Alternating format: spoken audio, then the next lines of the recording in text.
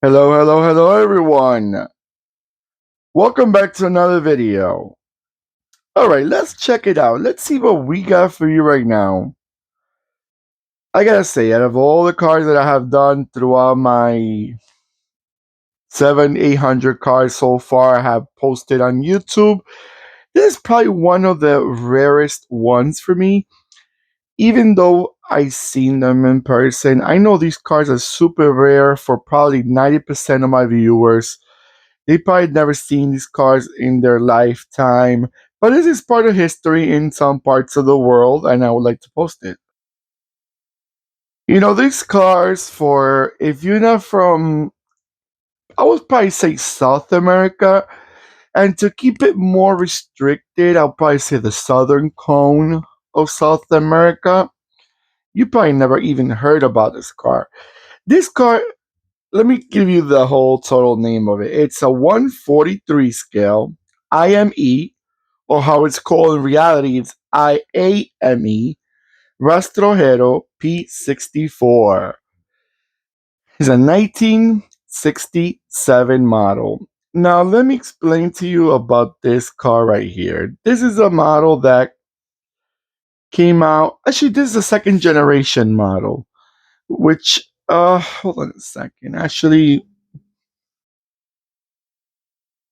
yeah, it's the second generation. Even though it says 1969, it started in Wikipedia. It's actually 1967 model, so it probably started a little earlier.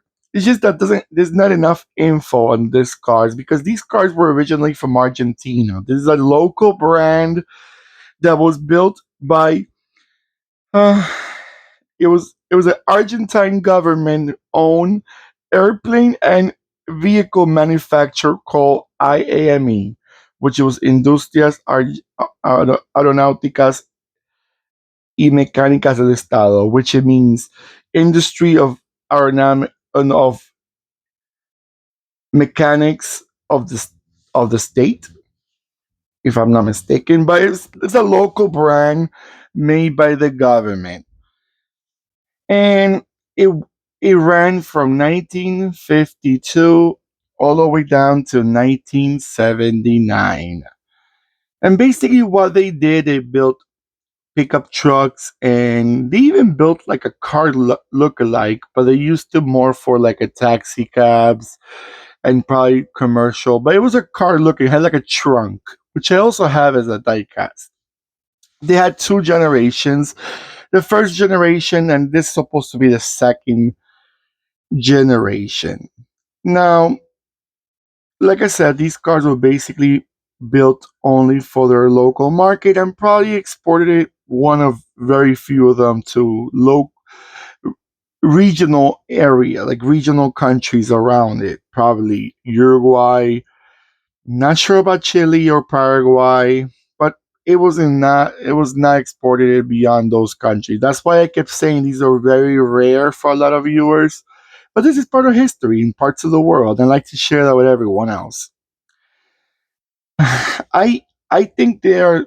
Let me tell you, I don't really find similar cars to. Like, it's not like a model that maybe there is, and I don't recognize it now. But it's not a model that I recognize from another car. Usually, when they're local brands, and they copy more of a car of a brand, but I don't really see it. Maybe with a Ford Transit of the '60s, the front end, but not all the way though. Not all the way. I gotta say. Let's see if I have any type of information. They look. Let me tell you body styles. They made a two-door pickup truck, two-door flatbed for bread, flatbed with a wooden drop side, a two-door cab chassis, a two or a four-door crew cab, a four-door panel van, and a four-door wagon.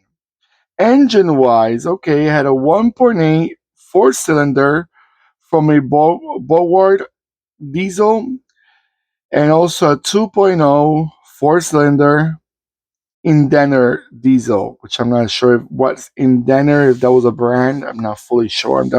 I don't recognize it. Transmission only manual, a four-speed manual. But these cars were basically commercialized. It's not a car that your grandpa, your grandma would have probably bought for them to. Maybe they bought if they're gonna work like in the industry of cargo or construction, or maybe carrying stuff like deliveries. But it's not a car you're gonna buy for your weekend getaway. Obviously, it is a commercial car, and that's what the brand was intended for. But this brand, like I said, it ended in 1979. Like many brands, a lot of countries, not only in Latin America, believe it or not, Latin America produced their own vehicles many times. They had in Argentina, they had a few brands. In Uruguay, they had a few brands. I think Mexico had a brand that was called. It was connected to AMC, but I forgot now VAM. And I think other Brazil had a few brands too, Gurgel, which I have a few of them, and yeah, and there are other models that were produced only for the Latin American market. So you'll be surprised. Sometimes they think that third world countries didn't have these type of industries, and they definitely did. It's just that they were not exported like a European brand or a North American brand or Japanese brand, but they definitely had a lot of not a lot, but some few brands, but most of them are gone already. I would probably say all of them that I mentioned so far. All right, guys, I'm gonna let it go around a few times, and I'll be right back.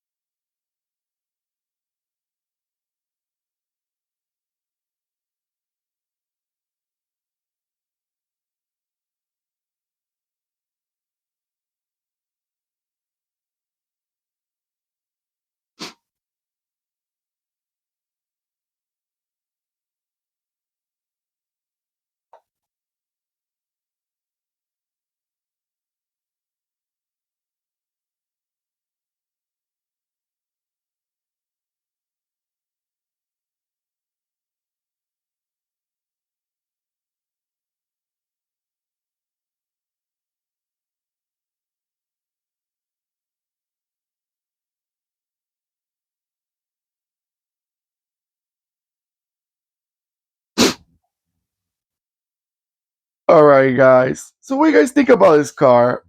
I know it's not the car that you would be like, "Oh, I love it. I want to have one."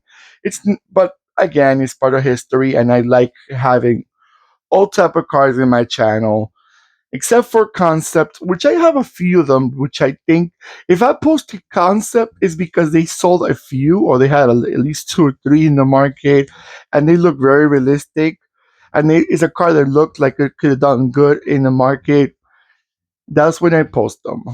But I think this car is part of history, and I think it's a good brand to show the world, because maybe now there's another brand that you never heard about. All right, guys, don't forget to give me that beautiful thumbs up. Don't forget to click and subscribe, and click the bell next to the subscribe button that will remind you when I'm posting more videos. And like I always say, comment below. Let me know what you guys think about it, where you guys are from, what scales you guys collect, and all that stuff. Take care of yourself more than ever, and goodbye.